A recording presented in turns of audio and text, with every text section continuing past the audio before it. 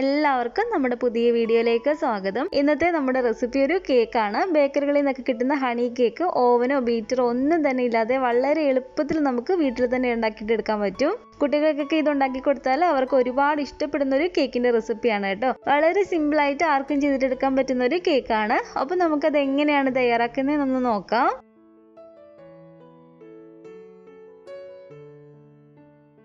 അപ്പോൾ ഈ ഒരു കേക്ക് ഉണ്ടാക്കാൻ വേണ്ടിയിട്ട് ആദ്യം തന്നെ ഞാനിവിടെ ഒരു മുട്ട എടുത്തിട്ടുണ്ട്. അപ്പോൾ ഈ മുട്ട പൊട്ടിച്ചിട്ട് നമുക്ക് ഈ ഒരു പാത്രത്തിലേക്ക് ഇട്ട് കൊടുക്കാം. ഇതുപോലെ ഒരു വിസ്കോ അല്ലെങ്കിൽ ഒരു സ്പൂണോ ഫോർക്കോ വെച്ചിട്ട് നല്ലപോലെ തന്നെ നമുക്ക് ഈ മുട്ടയൊന്ന് ബീറ്റ് ചെയ്തിട്ട് എടുക്കാം. മുട്ടയ്ക്കും പാലിനും പകരമായിട്ട് നമുക്കിതിലേക്ക് തൈര് വേണമെങ്കിലും ചേർത്ത് കൊടുക്കാവുന്നതാണ് കേട്ടോ. നല്ലപോലെ തന്നെ മുട്ട ഇതുപോലെ ഒന്ന് ബീറ്റ് ചെയ്തെടുത്തതിന് ശേഷം ഇനി നമുക്കിതിലേക്ക് ചേർത്ത് കൊടുക്കേണ്ടത് 1/2 കപ്പ് അളവിൽ പഞ്ചസാരയാണ്. പഞ്ചസാര നമ്മൾ പൊടിക്കേണ്ട ആവശ്യമൊന്നുമില്ല. പൊടിക്കാതെ തന്നെ ഒരു 1/2 കപ്പ് ഇതിലേക്ക് നമുക്ക് ചേർത്ത് കൊടുക്കാം. അപ്പോൾ ഈ ഒരു 1/2 കപ്പ് പഞ്ചസാരയും കൂടെ ചേർത്ത് കൊടുത്തതിന് ശേഷം നന്നായിട്ട് തന്നെ നമുക്കിതൊന്ന് ബീറ്റ് ചെയ്തിട്ടെടുക്കണം. നല്ല പോലെ തന്നെ ഒന്ന് പതിഞ്ഞ് വരുന്ന രീതിയിൽ നന്നായിട്ട് തന്നെ നമുക്കൊന്ന് ബീറ്റ് ചെയ്തിട്ടെടുക്കാം. എളുപ്പത്തിന് വേണ്ടിയിട്ട് ബീറ്റർ ഉണ്ടെങ്കിൽ ബീറ്റർ വെച്ചിട്ട് നമ്മൾ ബീറ്റ് ചെയ്തിട്ടെടുത്താലും മതി കേട്ടോ. ഇതുപോലെ നന്നായിട്ട് തന്നെ നമ്മൾ പഞ്ചസാരയും കൂടെ ചേർത്തൊന്ന് ബീറ്റ് ചെയ്തതിന് ശേഷം ഇനി നമുക്കിതിലേക്ക് ചേർത്ത് കൊടുക്കേണ്ടത് പാലാണ്. ഞാനിപ്പോൾ ഇതിലേക്ക് ഒരു 1/2 കപ്പ് അളവിൽ പാലും കൂടെ ചേർത്ത് കൊടുക്കുകയാണ്. 125 ml പാലുണ്ട് ഇത്. പാല് നമ്മൾ ഫ്രിഡ്ജിനകത്ത് വെച്ചിരുന്ന പാലൊക്കെ ആണെങ്കിൽ ഫ്രിഡ്ജിൽ നിന്ന് വെളിയിലേക്ക് എടുത്ത് വെച്ച് കൊടുത്തിട്ട് നല്ലപോലെ അതിൻ്റെ തണുപ്പ് പോയതിന് ശേഷം മാത്രം നമ്മൾ ഇതിലേക്ക് ഒഴിച്ചു കൊടുക്കാം കേട്ടോ. അപ്പോൾ ഈ പാലും കൂടി ചേർത്ത് കൊടുത്തിട്ട് നമുക്കൊന്ന് ബീറ്റ് ചെയ്തിട്ട് എടുക്കാം. പാലും കൂടി ചേർത്ത് നന്നായിട്ട് മിക്സ് ചെയ്തതിന് ശേഷം ഇനി നമുക്കിതിലേക്ക് ചേർത്ത് കൊടുക്കേണ്ടത് 1/2 കപ്പ് അളവിൽ ഓയിലാണ്. ഓയിൽ ഞാനിപ്പോൾ ഇവിടെ സൺഫ്ലവർ ഓയിലാണ് ചേർത്ത് കൊടുത്തിരിക്കുന്നത്. അപ്പോൾ ഇതിന് പകരമായിട്ട് നിങ്ങൾക്ക് വെജിറ്റബിൾ ഓയിലോ അല്ലെങ്കിൽ ബട്ടർ മെൽറ്റ് ചെയ്തിട്ട് ഒരു 1/2 കപ്പ് ഇതിലേക്ക് ചേർത്ത് കൊടുത്താലും മതി. ബട്ടർ നമ്മൾ മെൽറ്റ് ചെയ്തിട്ടാണ് ഇതിലേക്ക് ചേർത്ത് കൊടുക്കുന്നതെങ്കിൽ അതിൻ്റെ ചൂട് നല്ലപോലെ പോയതിന് ശേഷം മാത്രം വേണം കേട്ടോ ചേർത്ത് കൊടുക്കാൻ വേണ്ടിയിട്ട്.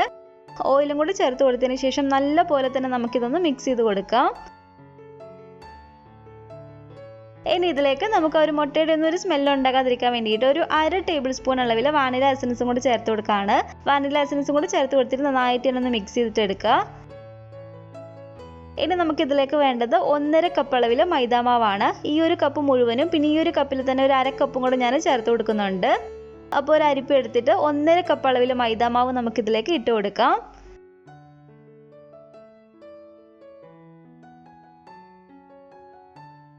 അര ടീസ്പൂൺ അളവിൽ ബേക്കിംഗ് സോഡയും കൂടെ നമുക്കിതിലേക്ക് ചേർത്ത് കൊടുക്കാം. 1 ടീസ്പൂൺ അളവിൽ ബേക്കിംഗ് പൗഡറും കൂടെ നമുക്കിതിലേക്ക് ചേർത്ത് കൊടുക്കണം. ഇതിപ്പോൾ 1/2 ടീസ്പൂൺ ആണ്. ഈ ഒരു സ്പൂണിൽ ഒരു 2 ടീസ്പൂൺ ബേക്കിംഗ് പൗഡർ കൂടി ഞാൻ ചേർത്ത് കൊടുത്തിട്ടുണ്ട്. 1 ടീസ്പൂൺ അളവിൽ ബേക്കിംഗ് പൗഡർ നമ്മൾ ഇതുപോലെ ചേർത്ത് കൊടുത്തതിന് ശേഷം ഒരു 2 നുള്ള ഉപ്പും കൂടെ നമുക്കിതിലേക്ക് ചേർത്ത് കൊടുക്കാം.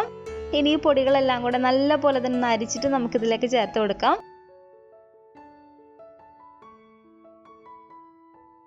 അപ്പോൾ പൊടികളെല്ലാം നന്നായിട്ട് ഞാൻ അരിച്ചിതിലേക്ക് ചേർത്ത് കൊടുത്തിട്ടുണ്ട്. ഇനി നമുക്കിത് നല്ലപോലെ തന്നെ ഒട്ടും തന്നെ കട്ടകളൊന്നും ഇല്ലാതെ നന്നായിട്ട് ഒന്ന് മിക്സ് ചെയ്തിട്ടെടുക്കാം. ഇതുപോലെ പൊടികൾ മുഴുവനായിട്ട് ചേർത്ത് കൊടുക്കുക. അല്ലെങ്കിൽ പൊടികൾ ആദ്യമേ അരിച്ചൊരു പാത്രത്തിലേക്ക് ഇട്ടിട്ട് കുറേശ്ശായിട്ട് ഇട്ട് കൊടുത്തിട്ട് മിക്സ് ചെയ്തിട്ട് എടുത്താലും മതി കേട്ടോ. ഇതുപോലെ നമ്മൾ മുഴുവനായിട്ട് പൊടികൾ ഇതിലേക്ക് ചേർത്ത് കൊടുക്കുകയാണെങ്കിൽ ലാസ്റ്റ് ഇതുപോലെ ഒരു വിസ്ക് വെച്ചിട്ട് നമുക്ക് നന്നായിട്ടൊന്ന് മിക്സ് ചെയ്തിട്ട് എടുക്കാം. ഒട്ടും തന്നെ അപ്പോൾ കട്ടകളൊന്നും ഉണ്ടാവത്തില്ല. കട്ടകളൊന്നും ഇല്ലാതെ നന്നായിട്ട് നമ്മൾ ഇതുപോലെ ഒന്ന് മിക്സ് ചെയ്തതിന് ശേഷം ഇനി നമ്മളിത് ഒരുപാട് നേരം ഇട്ടങ്ങ് ഇളക്കരുത്. അപ്പോൾ ഇതാണ് കേട്ടോ നമ്മുടെ കേക്കിൻ്റെ ബാറ്ററിൻ്റെ ഒരു പരുവം. ഈ ഒരു പരുവത്തിന് വേണം നമ്മൾ മിക്സ് ചെയ്തിട്ട് എടുക്കാൻ വേണ്ടിയിട്ട്. അപ്പോൾ ഈ ഒരു ബാറ്റർ നമുക്ക് ഈ ഒരു കേക്ക് ടിന്നിലേക്ക് ഒഴിച്ചു കൊടുക്കാം. അതിന് മുമ്പായിട്ട് ഈ ഒരു കേക്ക് ടിന്നിൽ ഞാനൊരു ബട്ടർ പേപ്പർ ഇതുപോലെ കട്ട് ചെയ്തിട്ട് കൊടുത്തിട്ടുണ്ട്. കുറച്ച് ഓയിലും കൂടെ ഒഴിച്ചു കൊടുത്തതിന് ശേഷം നല്ലപോലെ തന്നെ ഓയിൽ നമുക്ക് ഇതുപോലെ ഒന്ന് തൂത്ത് കൊടുക്കാം. ഓയിൽ എല്ലായിടത്തും നന്നായിട്ട് ഇതുപോലെ ഒന്ന് തൂത്ത് കൊടുത്തതിന് ശേഷം ഞാൻ ഈ ഒരു കേക്കിൻ്റെ ബാറ്റർ ഇതിലേക്ക് ഒഴിച്ചു കൊടുക്കുകയാണ്.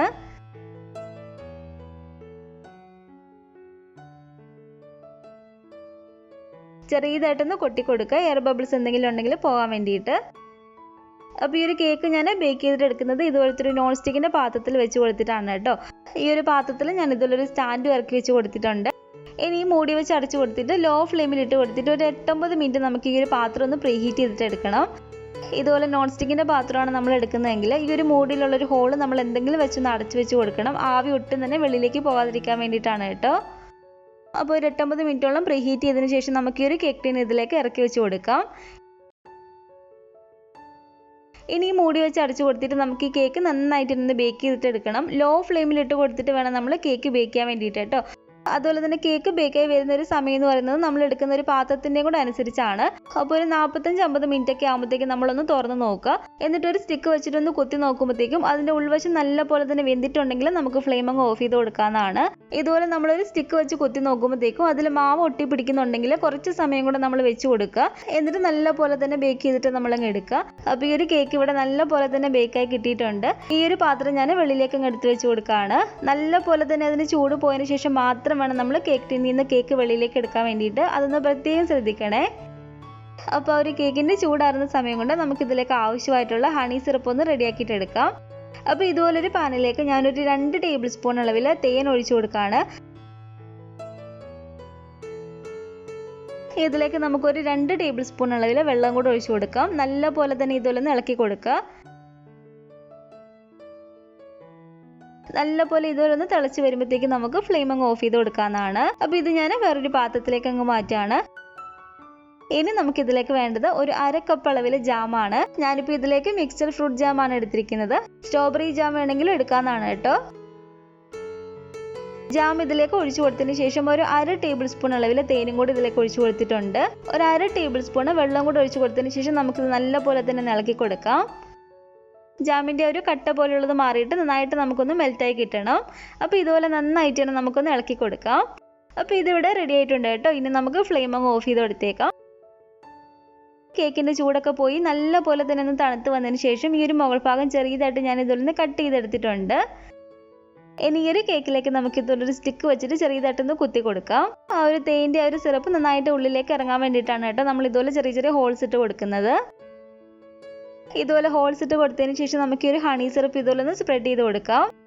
നല്ലപോലെ എല്ലായിടത്തും നിന്ന് ഇറങ്ങുന്ന രീതിയിൽ നമ്മളൊന്ന് ആക്കി കൊടുത്താൽ മതി. ഒരുപാടങ്ങ് ഒഴിച്ചു കൊടുക്കണ്ട. ഒരുപാടങ്ങ് ആയിപ്പോയാലും നമ്മളിത് കട്ട് ചെയ്തെടുക്കുന്ന സമയത്ത് നമുക്കിത് എടുക്കാൻ കുറച്ച് ബുദ്ധിമുട്ടാവും.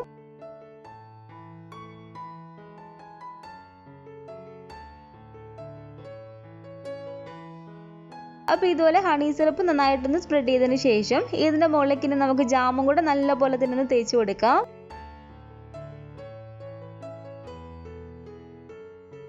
ആ ഒരു മുകൾ ഭാഗത്ത് എല്ലായിടത്തും ആകുന്ന രീതിയിൽ നന്നായിട്ട് നമുക്ക് ഇതൊന്ന് തേച്ച് കൊടുക്കാം.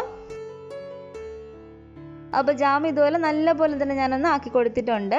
ഇനി ഇതിലേക്ക് നമുക്ക് വേണ്ടത് കുറച്ച് ഡെസിക്കേറ്റഡ് കോക്കനട്ട് ആണ്. ഡെസിക്കേറ്റഡ് കോക്കനട്ട് നിങ്ങളുടെ ഇല്ലെങ്കിൽ തേങ്ങ ചിരകിയിട്ടൊന്ന് ചൂടാക്കിയിട്ട് ഇതിലേക്ക് നമ്മൾ ഇട്ട് കൊടുത്താലും മതി കേട്ടോ. നല്ല വൈറ്റായിട്ട് കിട്ടണമെങ്കിൽ നമ്മൾ തേങ്ങ പൂളി എടുത്തിട്ട് ആ ഒരു ബ്രൗൺ സ്കിന്ന് തേങ്ങയുടെ അങ്ങ് കളയുക.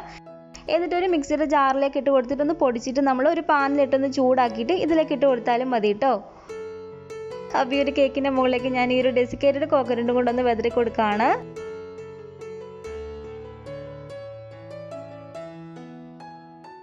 അപ്പോൾ ഇതുപോലെ തേങ്ങ ഒന്ന് വെതറി കൊടുത്തതിന് ശേഷം ഇതിൻ്റെ 4 സൈഡ് ഞാനൊന്ന് ചെറുതായിട്ടൊന്ന് കട്ട് ചെയ്ത് മാറ്റുന്നുണ്ട്. സൈഡെല്ലാം ചെറിയതായിട്ടൊന്ന് കട്ട് ചെയ്തതിന് ശേഷം നമുക്ക് ഇതുപോലെ ഒന്ന് കട്ട് ചെയ്തിട്ട് എടുക്കാം.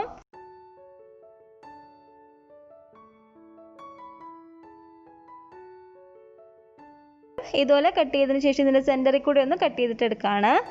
അപ്പോൾ ഇത് കണ്ടില്ലേ, നല്ല ടേസ്റ്റി ആയിട്ടുള്ള നമ്മുടെ ഒരു ഹണി ജാം കേക്ക് ഇവിടെ റെഡി ആയിട്ടുണ്ട്. നമ്മളിത് കഴിക്കുന്ന സമയത്ത് ആ ഒരു തേനിൻ്റെ ആ ഒരു ജാമിൻ്റെ എല്ലാം കൂടെ ഒരു രുചി വന്നിട്ട് നല്ല ടേസ്റ്റാണ് കേട്ടോ ഇത് കഴിക്കാൻ വേണ്ടിയിട്ട്. കുട്ടികൾക്കാണെങ്കിലും വലിയവർക്കും എല്ലാവർക്കും ഒരേപോലെ ഇഷ്ടപ്പെടുന്ന ഒരു കേക്കാണ്. അപ്പോൾ ഈ ഒരു ഹണി ജാം കേക്കിൻ്റെ റെസിപ്പി നിങ്ങൾക്ക് എല്ലാവർക്കും ഇഷ്ടപ്പെട്ടെന്ന് കരുതുന്നു. ഇഷ്ടപ്പെട്ടെങ്കിൽ തീർച്ചയായിട്ടും ട്രൈ ചെയ്ത് നോക്കുക. ഉണ്ടാക്കി നോക്കിയിട്ട് നിങ്ങളുടെ അഭിപ്രായങ്ങൾ മറക്കാതെ തന്നെ നമ്മുടെ കമൻറ്റ് ബോക്സിൽ വന്ന് അറിയിക്കണേ. അതുപോലെ തന്നെ നമ്മുടെ വീഡിയോ ആരെങ്കിലും ആദ്യമായിട്ട് കാണുന്നുണ്ടെങ്കിൽ താഴെ കാണുന്ന റെഡ് സബ്സ്ക്രൈബ് ബട്ടണും കൂടെ ഒന്ന് പ്രസ് ചെയ്ത് സപ്പോർട്ട് ചെയ്യണേ. കൂട്ടത്തിൽ കാണുന്ന ബെൽ ഐക്കണും കൂടെ ഒന്ന് ക്ലിക്ക് ചെയ്ത് അതിൽ ഓൾ എന്ന ഓപ്ഷൻ തന്നെ കൊടുക്കുകയാണെങ്കിൽ ഞാൻ പുതിയ പുതിയ റെസിപ്പികളൊക്കെ ഇടുമ്പോൾ നിങ്ങൾക്ക് അതിൻ്റെ നോട്ടിഫിക്കേഷൻ കിട്ടുന്നതായിരിക്കും. അതുപോലെ ഈ ഒരു വീഡിയോ നിങ്ങൾ ഫേസ്ബുക്കിലാണ് കാണുന്നതെങ്കിൽ നമ്മുടെ ഫേസ്ബുക്ക് പേജും കൂടെ ഒന്ന് ഫോളോയും ലൈക്കും ചെയ്തേക്കണേ. ഇൻഷാല്ലാ വീണ്ടും നമുക്ക് ഇതുപോലെ നല്ലൊരു റെസിപ്പി ആയിട്ട് കാണാം.